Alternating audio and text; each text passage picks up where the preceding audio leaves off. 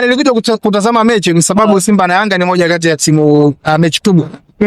Kuna dabi hizo za Dar es Salaam, lakini pia kuna dabi ya Kariakoo. Kwa hiyo ndio kipindi ambacho niko nyumbani nikasema nije yani nitazame mechi, na nilikaa upande wa Simba leo, upande wa jukwaa hili nikiwa na wachezaji zangu wakina Miraji mara moja kutazama mechi. So kifupi sija enjoy kwa sababu enjoy kwa timu wanayo.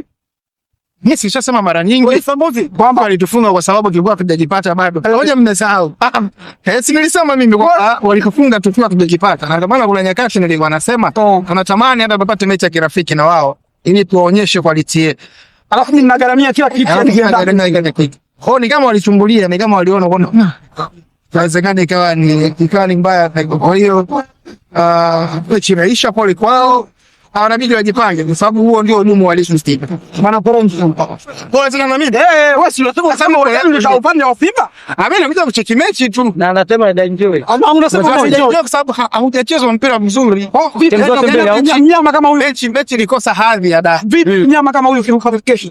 Tunapiga hata. Isa. Of course, mimi simuona sasa anacheza juzi. Mpona nikicheza juzi. Sasa mlituona tukicheza. Kama sio tu mambo ya jinsi gani mambo meusi ile mechi sisi tulikuwa tunaokota hii.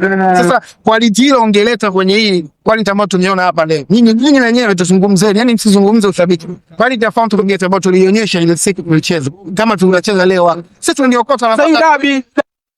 Yani moja na habari imekosa hadhi ya dabi. Yani hatujashuhudia cheza mpira mzuri. Yani unajua unakaa mpaka unatamani uchate kwa sababu huoni timu ambayo inakushawishi. Yani huoni utofauti kati ya Fountain Gate na Simba au Fountain Gate na Azam.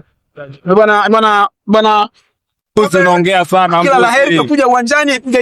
Unajua raha ya mwana soka akija uwanjani ni kwa sababu sijaona utofauti wa timu kubwa hata mdogo. Yani kwa namna ambavyo timu zote zimecheza, sisi tunacheza mpira mzuri zaidi. Yani hao wote wawili yani leo tucheze bwana, tucheze nao sisi tunaungana. Waweke combine, sisi tunaukota wote waungane. Combine ya Azam na Simba kwa namna ambavyo wamecheza leo, kwa namna ambavyo wamecheza leo na Fountain Gate, sisi tunaukota alama 3 mpira mzuri na watu wangeenjoy hapa kwa mkao. Bwana kila la heri, shukrani sana.